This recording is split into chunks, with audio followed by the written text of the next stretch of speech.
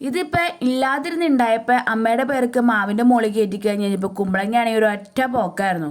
പോയിട്ടുണ്ടായതോ തുഞ്ചലായിട്ട് 3 നല്ലോണം വിളഞ്ഞിരിക്കണ കാരണം അത് നിങ്ങൾ പറിച്ചെടുക്കാലോ എന്ന് വിചാരിച്ച് ഞങ്ങൾ കടിഞ്ഞ് പരിശ്രമിക്കാം കേട്ടോ. സംഭവം ഒത്തങ്ങൾ വന്നില്ലെങ്കിലും പിന്നെ നമുക്ക് കളയാൻ പറ്റില്ലല്ലോ, നമ്മൾ കഷ്ടപ്പെട്ടുണ്ടാക്കിയതല്ലേ. പിടിച്ച് വലിച്ച് എങ്ങനെയെങ്കിലും 2 കുമ്പളങ്ങ താഴേക്ക് എത്തിച്ചു. അവസാനമായപ്പോൾ ഒരു കുമ്പളങ്ങ മുകളിൽ കിടക്കുക. ഇനി അതിനെയും കൂടി പറിച്ചെടുക്കണമല്ലോ. ഇതിപ്പോൾ 3 കിട്ടുകയാണെങ്കിൽ എല്ലാവർക്കും കൊടുക്കുകയും ചെയ്യാം, നമുക്ക് 2 ദിവസത്തേക്ക് കറിയാവുമല്ലോ എന്നൊക്കെ വിചാരിച്ച് ഞാൻ പറഞ്ഞു പപ്പ നമുക്ക് കളയേണ്ട, നമുക്ക് എന്തായാലും പറിച്ചെടുക്കാം, വാർക്കയുടെ മുകളിൽ പോകാമെന്നൊക്കെ പറഞ്ഞ് പപ്പേനെ ആവേശം കയറ്റിച്ച് ഞാൻ വാർക്കയുടെ മുകളിലേക്ക് കയറി. ഞങ്ങൾ തിരിഞ്ഞും മറിഞ്ഞും കിടന്നൊക്കെ നോക്കി. സംഭവം എന്തോ അങ്ങോട്ട് ശരിയായി വന്നില്ല കേട്ടോ.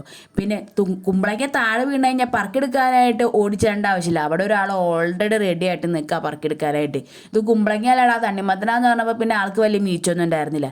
എന്തായാലും വാർക്കയുടെ മുകളിൽ കയറിയതല്ലേ, ബാക്കിയുള്ളവരൊക്കെ ഒന്ന് പോയി ഒന്ന് കണക്കെടുക്കാമല്ലോ എന്ന് വിചാരിച്ചപ്പോൾ എല്ലാവരും ഇലയുടെ ഉള്ളിലൊരു ഒളിഞ്ഞിരിപ്പാണ്. എന്താണെന്നറിയില്ല, ആർക്കും പുറത്തേക്ക് ഇറങ്ങാൻ ഒട്ടും താല്പര്യമൊന്നുമില്ല. അങ്ങനെ നമുക്ക് കളയാനും പറ്റില്ലല്ലോ. എല്ലാവരും പോയി നോക്കി എല്ലാ വിശേഷങ്ങളൊക്കെ അറിഞ്ഞ് എല്ലാവരും വളർന്നൊക്കെ വരണുള്ളൂ. പിന്നെ മഴ കിട്ടിയതിൻ്റെ ഒരു സന്തോഷവും അതുപോലെ തന്നെ അടുപ്പിച്ച് മഴ കിട്ടിയതിൻ്റെ ഒരു വിഷമം എല്ലാവരുടെ മുഖത്തുണ്ട്. വലിയ വളർച്ചയൊന്നും ആർക്കും എത്തണമൊന്നുമില്ല. കാരണം എപ്പോഴും മഴ പെയ്യുമ്പോൾ ഈ കൂമ്പിലേക്ക് വീഴുമ്പോൾ ഇലയും അതുപോലെ തന്നെ പൂവൊക്കെ ഇങ്ങനെ വാടിപ്പോവാണ്.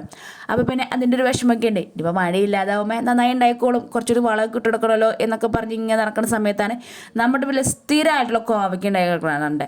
എന്നാൽ പിന്നെ ഇവനെ പറിച്ച് കുറച്ച് താഴേക്ക് കൊണ്ടുപോയി കഴിഞ്ഞാൽ ഇന്നത്തേക്ക് ഒരു കറിക്കുള്ളതായല്ലോ എന്നും പറഞ്ഞ് വേഗം അതിനൊക്കെ പറിച്ചെടുത്തോ. ഞങ്ങളൊരു 5 മണിയൊക്കെ ആയപ്പോൾ ഇറങ്ങിയതാണ് കുമ്പളങ്ങി പറിക്കാനായിട്ട്. സന്ധ്യ ആയപ്പോഴാണ് പിന്നെ അകത്തേക്ക് കയറാൻ പറ്റിയത്. അത്രയും നേരം കുമ്പളങ്ങി പറിക്കൽ തന്നെയായിരുന്നു.